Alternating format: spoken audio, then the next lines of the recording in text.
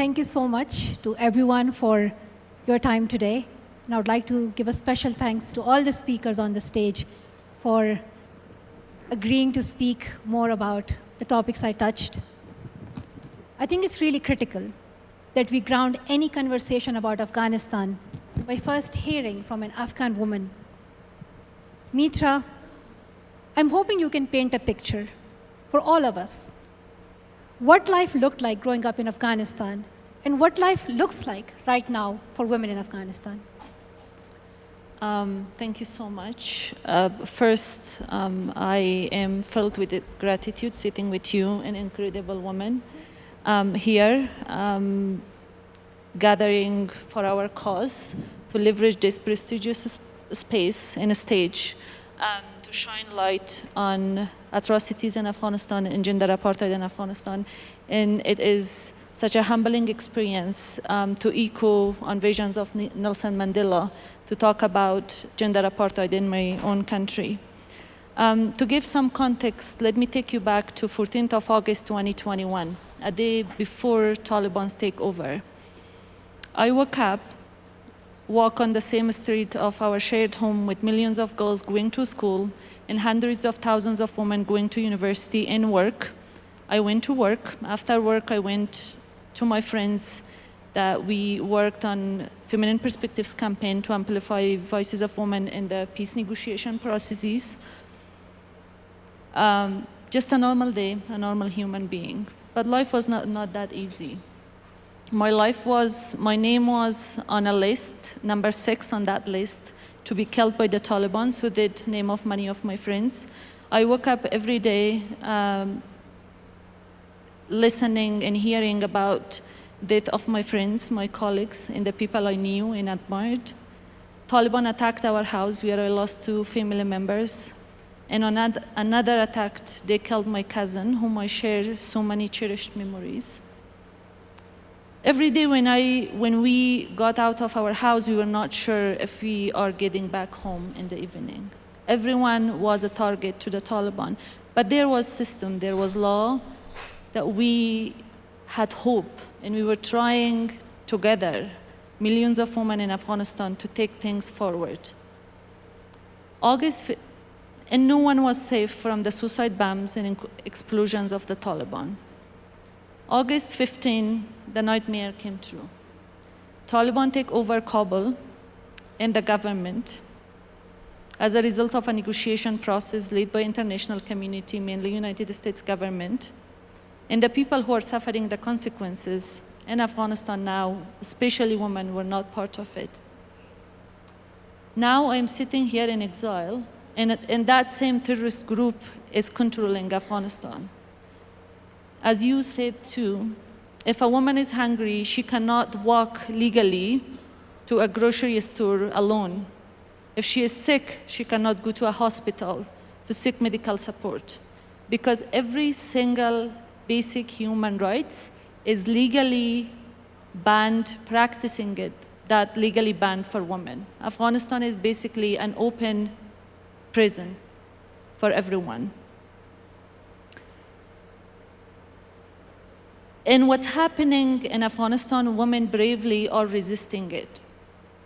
Women are on the streets facing gunshots, arbitrary arrest, torture, and death. Many of those women were killed and their bodies were thrown on the street, so it worked as a deterrence to others. Yes, maybe violence is everywhere, but as I am talking here, currently Julia Parsi, I want to name them, Nida Parwani, Manija Siddiqui, Parisa Azada, Bahara Karimi, and countless other women that we do know about only because of protesting and resisting for their basic human rights are imprisoned. 16 of women who were imprisoned last year under torture, they were forced to give confession videos saying, me and 2 other women encouraged them to do the protest. Yes, they tried to delegitimize their protest and resistance, but at the same time, they tried to tie it with something from outside. Because for the Taliban and their misogynistic ideology, women's right is not universal. In that context, dignity and equality is exclusively defined for men. They thought these women can't be a local voice and ask for the basic rights. And what makes it very different in context of Afghanistan is all these atrocities are happening systematically and institutionally. And it's enforced across the country by physical force against every single woman and girl in Afghanistan. And there is an office that oversees implementation of these 85 decrees you mentioned that limit and control women. Violating those decrees can lead to violence, imprisonment, torture, and even death. That's why they have established a system corresponding to apartheid. And it should be recognized as what it is. And that should be criminalized in Afghanistan.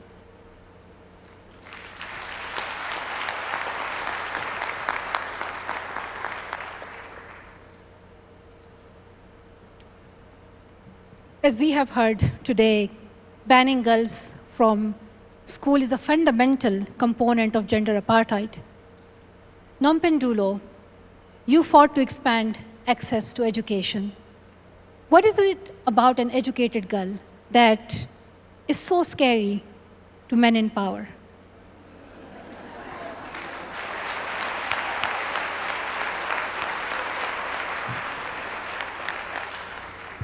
Thank you so much, Malala, for that question, and greetings to everyone in the room. It's really an honor for me to be here with you all, and as we commemorate 10 years since the passing of Utatu Nelson Mandela, may his spirit continue to live on.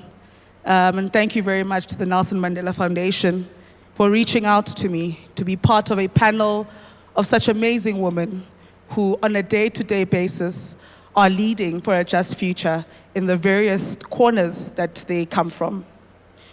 Malala, I also want to thank you for sharing with us your story, and to you too, Mitra. When I started preparing for this engagement, I was so excited to be sharing this platform with yourself because of our commonly shared passion for education. You asked the question, what makes people so obsessed about education? I mean, when I think of our country, we, from the days of fighting for the liberation of our people, declared in the Freedom Charter that the doors of learning and teaching should be open to all. When you look at the UN and Article 26, it says that there should be access to education for all, that education is a human right. When you look at South Africa's government and its commitment to education through its budget, I mean, the biggest portion of the budget of the South African government goes towards education. I think it's about 460 billion rand. I don't know how to translate that to dollars, but we could do that later. But ultimately, in most countries, education is either used to empower, or in the case of Afghanistan, it's being used as a tool to disempower. It's being used as a tool to divide. It's being used as a tool to create an inferior portion or body of the country. This is not foreign. We've seen this in Nazi Germany. We've seen this in South Africa.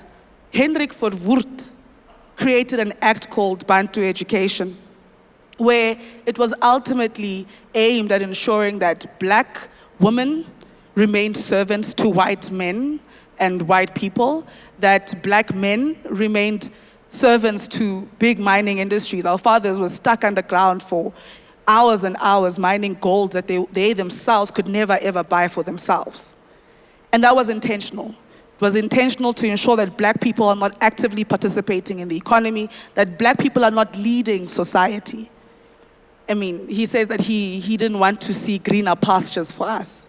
That's exactly what I'm learning to understand is what is happening in Afghanistan.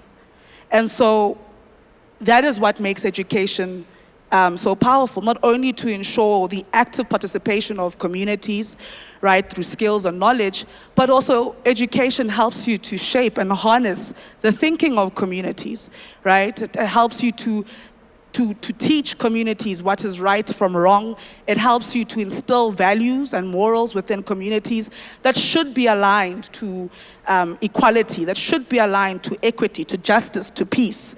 That is what we should be teaching in our education system. Not what Hitler taught, where he was teaching people that they are more superior, they're an Aryan race to others. Not what is happening in Afghanistan, where women are being made to feel that they are lesser human beings. And that brings me to why, for example, in our years of my years of student activism, why we had such a great focus on access to education, not only for all, but with a particular focus on women, on young women. In South Africa, Malala, we appreciate that under the apartheid regime, we had triple oppression, right? Where there was oppression along the lines of race, of class, and of gender.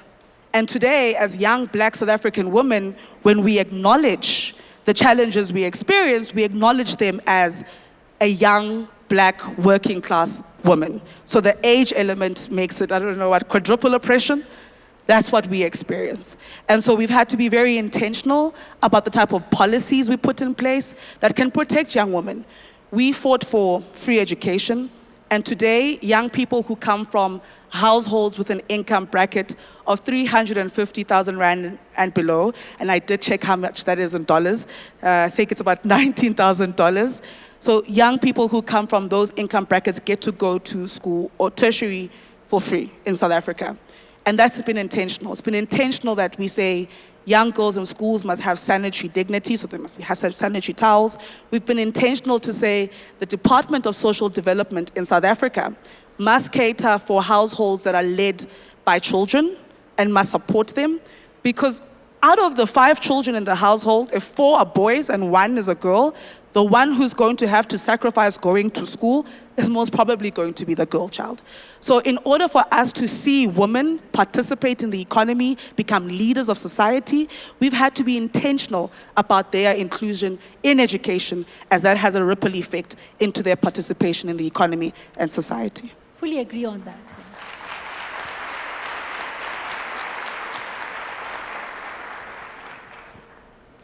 Education is powerful, and in order to ensure that we keep challenging patriarchy, we have to invest in women and girls' education.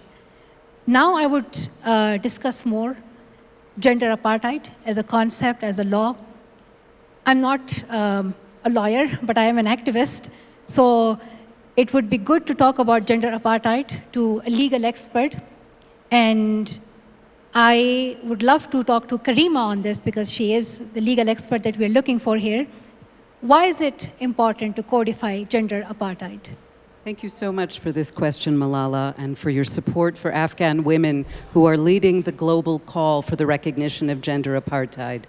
And I have to say that it's very humbling to be on this stage. It's very humbling to be discussing apartheid before an audience that knows better than anyone in the world what that means and just how difficult it is to challenge. And allow me also to say personally, as the granddaughter of an Algerian peasant leader who was killed by colonial forces while taking part in Algeria's liberation struggle, that it is a profound honor to be at this event honoring Madiba's legacy. And this really brings me back to your question, Malala, because I see the same courage and commitment my Algerian grandfather showed fighting colonialism in the fight by Afghan women today against unjust Taliban rule.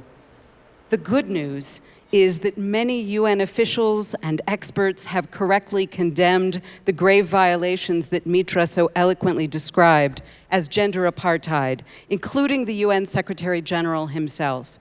The UN Special Rapporteur on Afghanistan has also used this term, called on the world to end it, and explained that it is an institutionalized system of discrimination, segregation, humiliation, and exclusion of women and girls. Countries, governments from many regions have joined this call. And I'm glad to say, and I say with tremendous gratitude, that South Africa did this in the UN Human Rights Council in June. both recognizing that the situation in Afghanistan constitutes gender apartheid, but also calling on the world to take effective steps to end it, akin to those steps taken to help end de jure apartheid in South Africa. This was a landmark act of human rights leadership, and we have to call on the international community to heed those words, to go beyond condemnation and take concerted, effective action to end this systematic oppression. What has been tried since the Taliban took power isn't working. And I think, along with many Afghan women, I believe that gender apartheid is one of the most promising options for a way forward. So what does that mean legally? What are the consequences of using the apartheid framing in this context? Well, adapted from the international law on racial apartheid, gender apartheid emphasizes that discrimination has actually become the system of government. It's the entire aim of governance. The apartheid framework then tells us that the ordinary human rights approach that really expects the state to lead on human rights issues can't work here. The only way positive change can happen is with a consistent and principled international response. So one of the most powerful aspects of the apartheid framework is that it clarifies the legal obligations of other states to take effective action to end this illegal situation. And I must say that South Africans know better than anyone else in the world the abject moral failure that so-called constructive engagement with apartheid represents. This is what Afghan women like Mitra and her colleagues are watching in horror now, increasing attempts by some international actors to normalize the Taliban despite their repressive policies, while Afghan women continue to risk their lives to demand equality. That should really outrage us. That is not acceptable. And so a gender apartheid approach would mean, as was the case with racial apartheid in South Africa, that it is not legal for any state to be complicit with the Taliban's illegal actions. There can be no recognition of the Taliban, at least until they end their system of gender apartheid. To end, let me say, this month is very special, both because of the sad anniversary today and also because of the 75th anniversary of the Universal Declaration of Human Rights.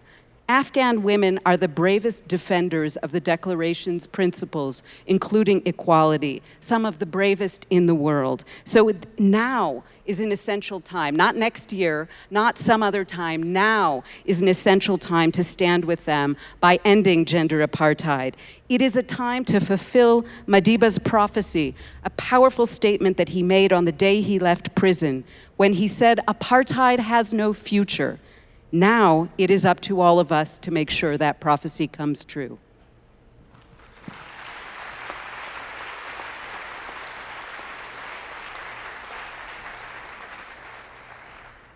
Karima, I would just like to quickly follow up. What would the process look like for getting this done? Who would need to take action and who could potentially be standing in the way? I became a human rights lawyer because I believe that international law can be a critical tool for achieving social justice, for supporting frontline human rights movements. But that's only possible if we have the international law we actually need. And I agree here with the executive director of UN Women, who is Sima Bahous of Jordan, who recently told the Security Council that the tools the international community has at its disposal were not created to respond to mass, systemic gender oppression. And she's really calling us to name and prescribe in our global norms specifically the kind of abuses, the systematic abuses perpetrated by the Taliban so that we can respond appropriately. And I very much agree with this. So there are two key tracks we need to work along to make this happen, to make sure we have the international law we need to support Mitra and her colleagues. The first is to use the apartheid law that we inherited from the 20th century, and to do that with a gender-inclusive interpretation appropriate to the 21st century. So we interpret that law to include gender apartheid. We say that the spirit of that law applies also to this kind of apartheid. And I can say, as a professor of international law, this is how international law evolves. this is similar to how the prohibition of violence against women first came to be recognized in human rights law. It was interpreted to be included in that law by the UN's CEDAW committee, which targets and tackles discrimination against women. So we can go forward now in support of Afghan women by carefully applying existing international apartheid law to challenge the Taliban and also those who are complicit with them, as you so eloquently reminded us. We have to remember that Madiba said that freedom is indivisible. We must tackle this kind of apartheid too. And that brings me to the second track of action we need to take here in the legal field. You are quite right when you said that we have to push hard for codification of the prohibition of gender apartheid. That is explicit recognition of this concept in international law. And at the moment, there is a pressing opportunity to do this, given that the UN is considering the draft Convention on Crimes Against Humanity. And so I very humbly call on South Africa, which is uniquely positioned in this debate, to raise this issue with the UN General Assembly in April during the 6th committee session, which will discuss the convention. I hope that South African human rights advocates will encourage and support their government in playing this leadership role, and that civil society around the world will encourage their governments to stand with South Africa in this. As the theme of the event reminds us, the time to lead for a just future is now. States, and indeed all of us, should be as courageous as Afghan women on the front lines protesting for their rights. And let me end by answering the question you asked me about who might oppose us in this legal journey. There are many who support us, like you, like Mam Grasa. That is very encouraging. But among those who might oppose us are, I'm afraid, some people in my field of international law who are afraid of innovation in that field, who want to simply preserve the law as it was, even if it is continuing to fail women. I'm not willing to accept that, and I know that you aren't either. And so to those people, I would say, the vital framework on racial apartheid law didn't exist either until states in the global south realized, faced with the atrocities in southern Africa, that that law was essential. And they expended political capital to make sure it was codified.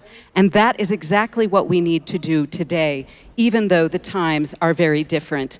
And I remember in closing that Madiba said that when people are determined, they can overcome anything.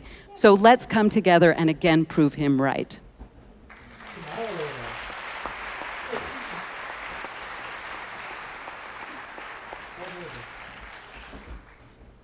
Mom Grasa, you have been an early champion for this cause. What was it that you saw that convinced you that the Taliban was doing a kind of apartheid?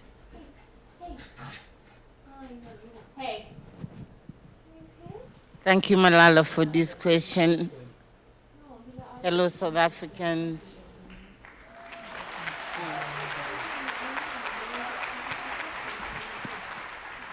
I must start by saying today it's not a good day for me to be speaking. It is particularly hard, so please bear with me. It's a kind of instinct. What speaks to you deeply as a human being, your sense of what is right, what is wrong. You don't need to think hard to feel it, and of course to express it. You see, we have been, millions of us as women's rights activists, as educationists, we have been for too long engaged in this that it's absolutely unbearable for you to understand and to live with it that someone, because he is a male and he is in power, can simply wake up and decide 52% of the population of this country, which in this case is Afghanistan, do not have rights. It's very hard for us to take it. Although we've been facing discrimination and violations of our rights,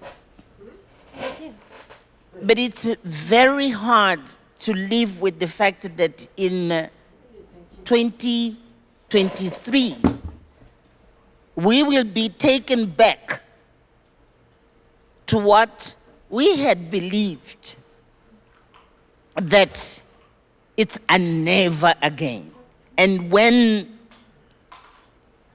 the United Nations established that specific unit within its structures, really to work daily on how to dismantle apartheid in South Africa, because apartheid has no place in modern times.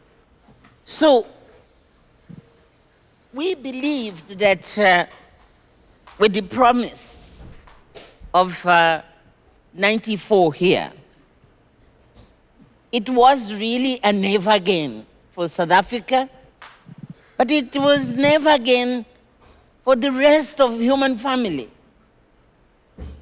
It wouldn't cross our mind that it could be made a legal system, a system of governance, which filter into all aspects of life, political, economic, social, cultural, religious, to make it a decree that we women don't count. I mean, it was very easy for me to feel a sense of revolt, to say, it takes me back to those days because I'm a black woman.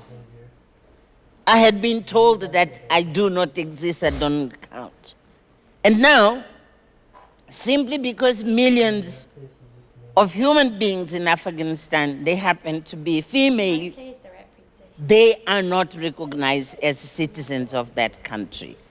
So when I say it was instinct, it's because we believe in the things we have been working on.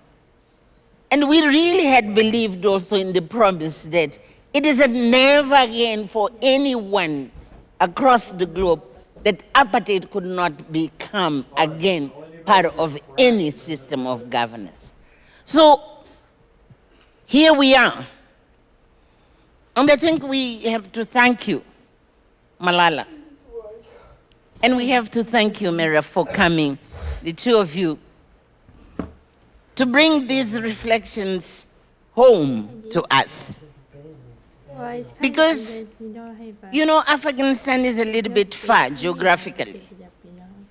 And we become overwhelmed with our own challenges here. And then we wake up working and forgetting, if we can forget, forgetting that they are those millions of our sisters who are living the agony of what we have gone through, and we were victorious. So you are asking why and how did it take me there? It would have happened to any South African woman here. It's not me alone. I don't have to be an exception on this. What is happening is these South Africans who gave a lesson to the world of how to organize, how to mobilize, and how to get it on the table of every single powerful person in the world, to say apartheid has to be dismantled. Now, you came and say, You have to do the same. As you did for South Africa, you have to do it for Afghanistan. And it's for, particularly, for women of Afghanistan. But this is an affront to all women in the world, by the way. This is an affront for all of us. Because, you know, we live with the gender-based violence, which is everywhere in any country in the world. And we think, oh, it's okay. It is, we try to find some kind of justifications. But you know, what is happening in that country, don't fool ourselves. Other countries can copy this and make it a legal system, a system of governance to say the horrors of gender-based violence which we are living with can be transformed on a system of governance against women. Because we have to be clear, it's against women. So we have to take this. We have to take this feeling that, no, it's not so far as we might have thought. It is here. It is our own issue. And again, because we have the experience of how to organize and to mobilize, perhaps this is what we can share with you and to see how now we take it up. But this is to thank you for having come and brought it home. Thank you. To us, that we have to raise up and raise the bar, raise the bar of how we fight for women's rights globally, because that is an experiment which can be transferred to any other country.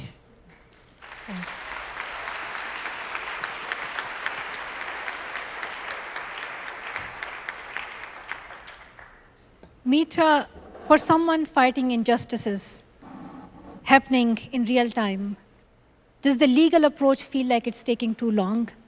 And how do you see this effort helping girls today and future generations of women's rights activists around the world? Thank you. We need that voice, that strength, and that rage from everyone and everyone. To put that in context, I think, let me quote someone. Before coming here, I talked with a few groups of girls who are not allowed to go to school and university anymore. And I received a message, a WhatsApp message, after one of my calls, a girl named Brushna, 13 years old. She had written me, she says, and I quote, "I feel annihilated and worthless. I am afraid of wishing because I feel everything worthy in my life is gone." And today is day 806, almost 2.5 years, that girls cannot go to school in Afghanistan anymore. And I ask myself,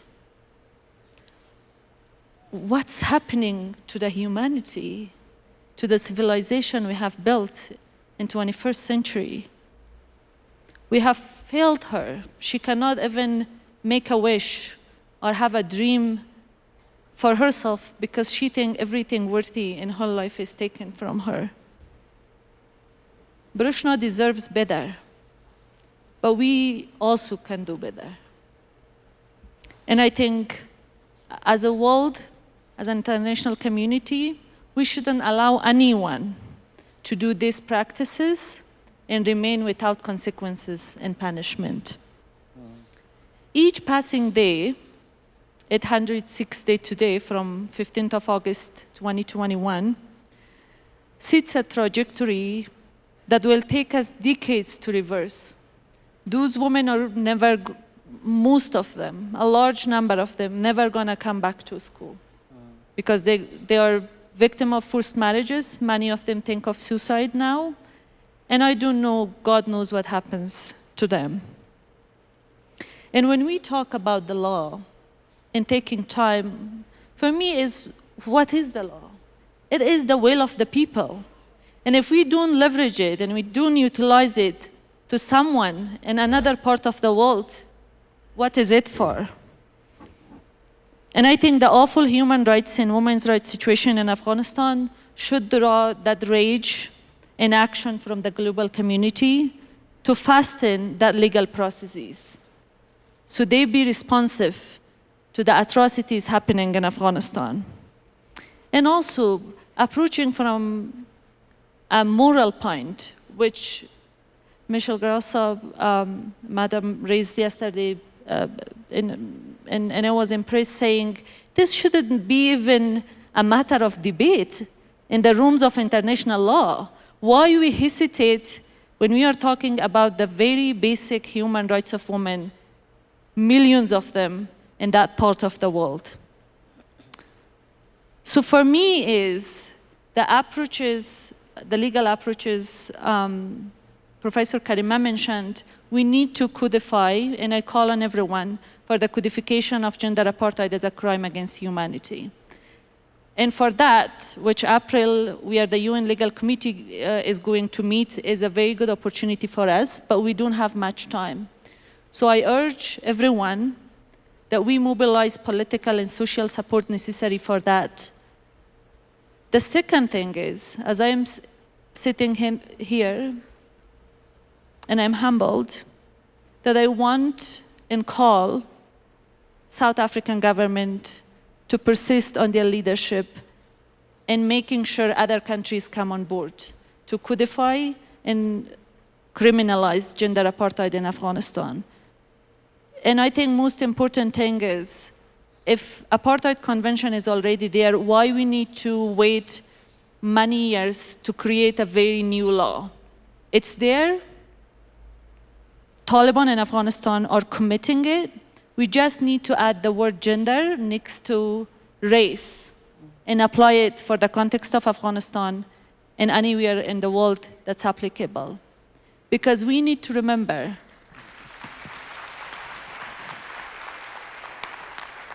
atrocities happening in Afghanistan is not gonna remain there. It's gonna cross those boundaries. And I think that law is for the safeguard of the girls and women in Afghanistan now, but it's also a promise and a message to our future. A future where dignity of a woman and a girl is respected and protected everywhere in the world.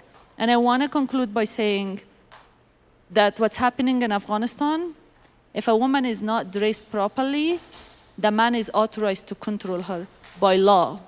The man is authorized to control her if she can go to groceries or she cannot. What if she is hungry, right? Or she can receive aid. That system is institutionally want to maintain the dominance of men over women. What exactly happened here? And I think this is the perfect place to start that conversation in Kuwait globally.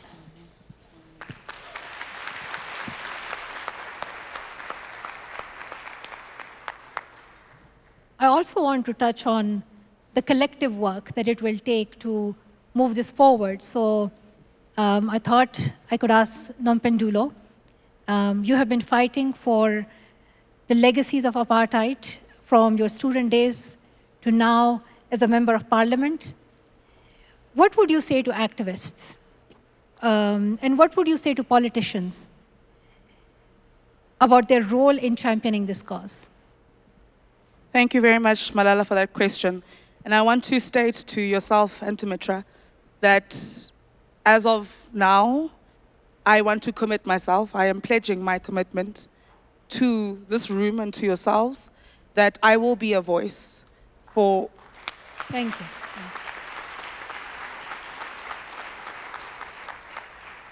For women and girls in Afghanistan against the injustices and the atrocities that they face.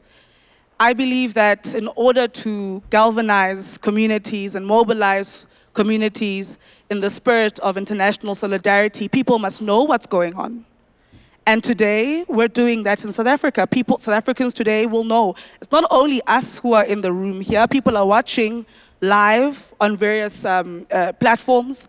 And whichever corner that we find ourselves in, there's many of us here who are leaders of various spaces. I see Mam Ellen Osisulu, We serve together on the Ahmed Kathrada Foundation Board of Trustees. I see Minister Zizigotwa, and there are many young people, and I've got my volunteers from Wits University. They lead various student organizations. They're in the room. Each most, if they are progressive, should have a portfolio called International Affairs. Those portfolios in these student organizations, in these departments, in these various spaces, should from today take a commitment to raise the voices of young girls and women in Afghanistan.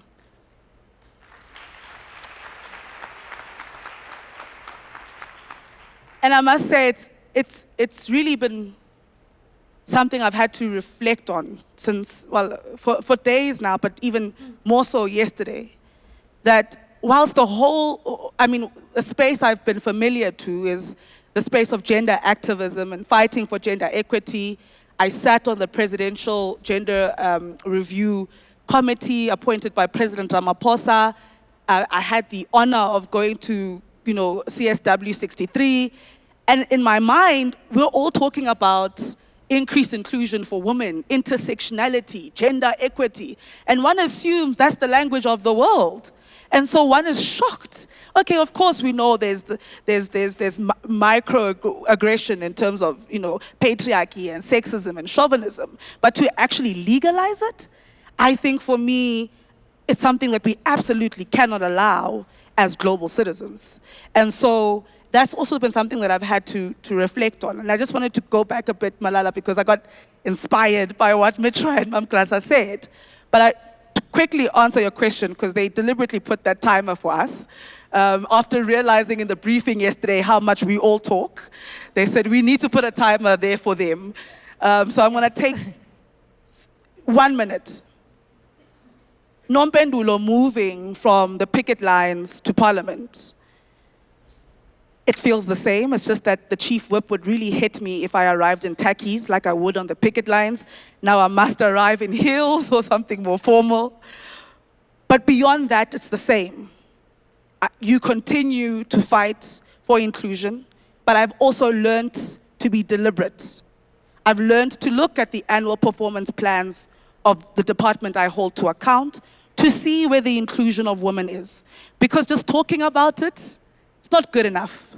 We need to see the intentional targeting for women to be supported for the commercialization of innovations. How many women were supported for that? Why can't you target a bit higher? Because sometimes the targets are really low. They're not in proportion to gender representation in the country. So you ask yourself, why can't it be aligned to the number of women in the country? You ask those deliberate questions. You ask where the money, the budgeting is for the intersectionality that we want to see, for the gender representation that we want to see, because we will not live in a society that makes us feel as though we are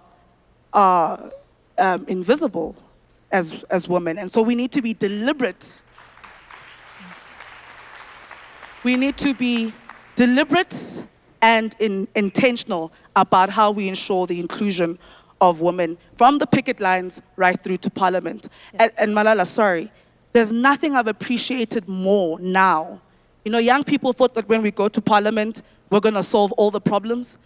There's nothing I appreciate like young people mobilizing and galvanizing to affirm that of which we are fighting for in those chambers that can be really intimidating and difficult for young women to exist within. Thank you.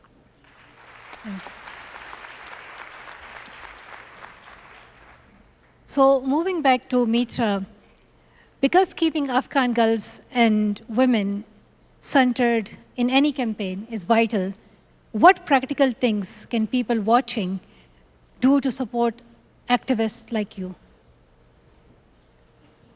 Thank you so much. I think I am in awe of bravery of the women in Afghanistan protesting Taliban on the streets, facing gunshots and lashes and pepper sprays and imprisonment and torture. Their voice is there. We need the people to educate themselves, understand and fathom the depth of atrocities happening in Afghanistan, and amplify those voices from inside. listen to those people. And with that, what we do is recognize their political agency. Because countries around the world, and even international legal system, and any other states that are engaging with Taliban, politically, they think there is no alternative for the Taliban in Afghanistan. And they think maybe women's protesting are only asking about women's rights. Everyone is neglecting the political agency of women. By recognizing them, we empower them too. We need to make sure that they are heard, first thing. The second thing, they are suffering so much, struggling. When I talk to them and talk about the risks, I remember many of them saying, there is nothing left to lose, Mitra. But still they are there. And if we are comfortable, at least physically safe, we all have moral responsibility to ask what we can do for them. And they give you clear demands how you can help. The second thing is, figures like you, Madam, international experts like Karima, Parliament members and activists, we need an international mobilization from everyone like you to echo the problems there, to say why it is necessary. We need that solidarity that is missing. So thank you for leveraging this platform for that. And from this platform, I call everyone. Because as I said before, law is will of the people. If we all are mobilized globally, lawyers and legal system have to respond to us. They will. We just need to know our own power. And I think for the people in audience or international donors and organizations that are hearing me, is the system and the governance of the terrorist Taliban regime in Afghanistan have removed people from all spaces, economics, social, and political. So it's up to us now to ensure that local NGOs, led by women, are funded, that they can continue their fight even if it's underground. Because many of them are resisting. Some of them are on the street, but many of them are running closed-door schools. They are supporting with health services and other things. So these are the things I think we can do in addition to the legal means that I mentioned before.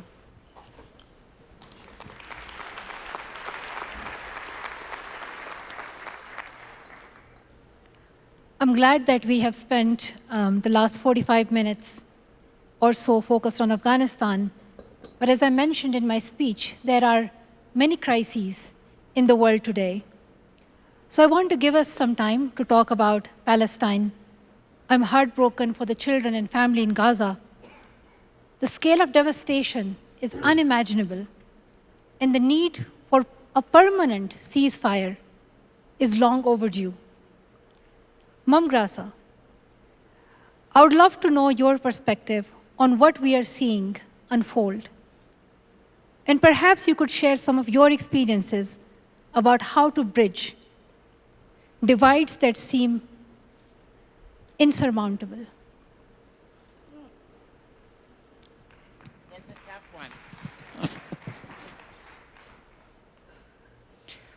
one. Perhaps before I respond directly to your question, I would like to take this opportunity to stress a point which I believe is very important. It is important to follow the legal perspective and to argue in legal terms. Because yes, it has been legalized. But it's also equally important to look at the morality side of it. And why I'm saying this, we can be embroiled in terms of how do we argue, or how do we have the international law and says, etc., etc. Listen, the more that system consolidates itself, the more it will be extremely difficult to eradicate it. And the experience tells us that when you go the legal way only, or there are experts who are very good in keep you entertaining and discussing, and you'll spend decades trying to explain what is gender apartheid and how it expresses itself and which organ should be. You will be entertained with this. My point is, the experience we have had in this country is that yes, institutions had to do its work. But the most powerful tool which made the apartheid fall here, it was social mobilization. Let us say it's morally impossible to explain how you establish a system which will discriminate against women. We know that we are being discriminated socially. We fight for that discrimination. We try to make governments to be much more responsive. But let us be clear, this is an elevation of the social issue which is transformed into a system of governance which is going to come and fall on us on top of what we are sub. So the point I want to make here, let us stand and say, the sooner that system is eradicated in Afghanistan, the better for all of us, because no one will be attempted, to elevate it to make it legal. This is one. The second one, as I said, it will take decades until we get to the legal system. But the voice of the people, organized and really taking it to the table of each powerful person, but more importantly, making, I don't know how many thousands, if not millions, of organizations in this continent and other continents in Asia and Latin America, and even in Europe. All organizations working in education. If we put this issue, girls in Afghanistan have the right for education, and this has to be dismantled now. One, women's rights. Women to be prevented of getting out, going to shops, going to school, going to health. This has to be stopped now. You don't need a law. Morally, you cannot accept that this consolidates this regime. And that's my point, is that yes, let's go the legal one, but more importantly, make of all organizations which are working in education. Make of all organizations which are working in health, all organizations working in women's rights, all organizations, in fact, working in human rights in general, to stand and say, this has to stop, and it is now. Don't give it a life. Don't give it a right. Don't give it a right to have a life.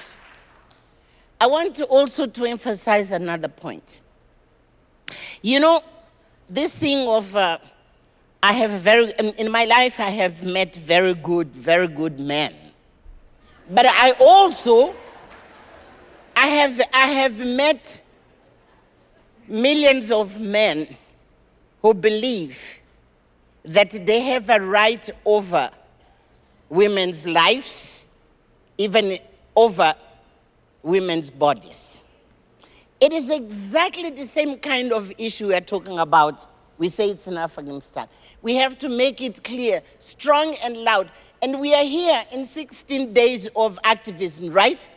Let's be very precise. This thing of men thinking that they have a right over the lives of women, this thing of them believing that they have a right over the bodies of women, it has to stop now. Don't give it a time. Don't give it a time. Because the more we give it a time, it's like we tolerate what is intolerable and we justify what is injustifiable. And this is the moral issue I'm raising. And with this, Really, it is now. In fact, in the case of it shouldn't even have happened. It shouldn't have happened. So you can't take the strategy of trying to work on it as if it is something which has a right to exist. That's the first point. Now you are asking about bridges.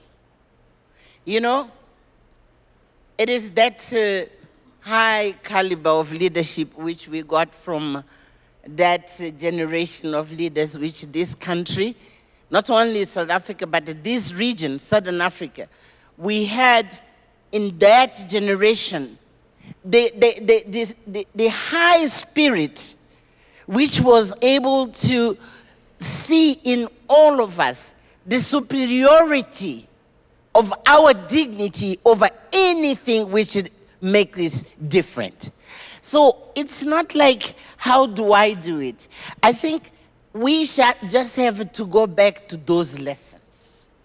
And the lessons which allowed us to have that ground in where all have a sense of belonging. We all felt we belonged to a certain space. We all felt that we had a common responsibility because it was a common space for all of us. It is, I have to say to South Africans now, it is in our DNA. So it's not a question of how do I see it happen. It's simply how do we revive that? Solidarity and identifying the humanity in the other person. It was given a political meaning, but coming exactly to what it was Desmond Tutu who reminded about Ubuntu, right? And so I think we have been embroiled in these things of I, instead of we. As Africans, we always think we. We greet one another, we ask, how are you? Minjani. No, nobody asks you as individual. They ask in collective, in plural. That is the plural, which is our philosophy of life as Africans. That's what helps us. And we will not only have to revive it for ourselves, but it's exactly to look at you and say, so what? It just happens that we were born in Pakistan. It just happens that you were born in Afghanistan. But you are me, and me are you. And they take up then the struggles of all of us as indivisible. I think it's possible to do this. Because as I'm saying, it has been the way we held hands with one another. What is preventing us now to hold hands with one another? What is it? Can you respond? What is it? So the bridges we are talking about, they are psychological bridges. We are allowing them to consolidate in our thinking.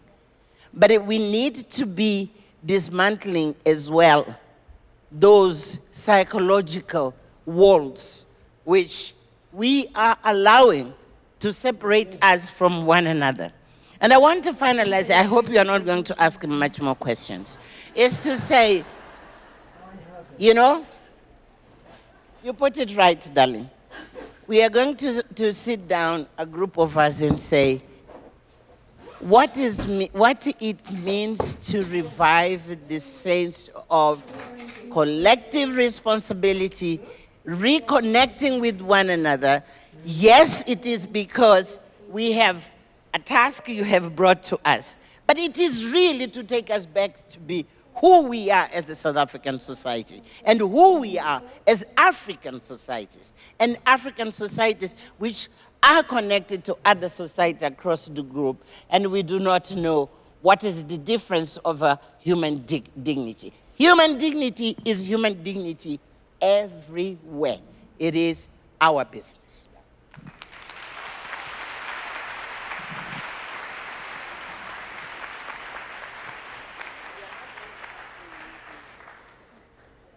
So, I'll follow Mom Grasa's instructions. I cannot ask more questions. I want to thank each one of you for your insights today. Today we are here in the spirit of students. We are learning, we are discussing, and we are saying facts and we are saying truth. So I want to thank you all for your time, and I would want to tell everybody who's watching this, stand up with Afghan girls and Afghan women. Thank you. Thank you so much.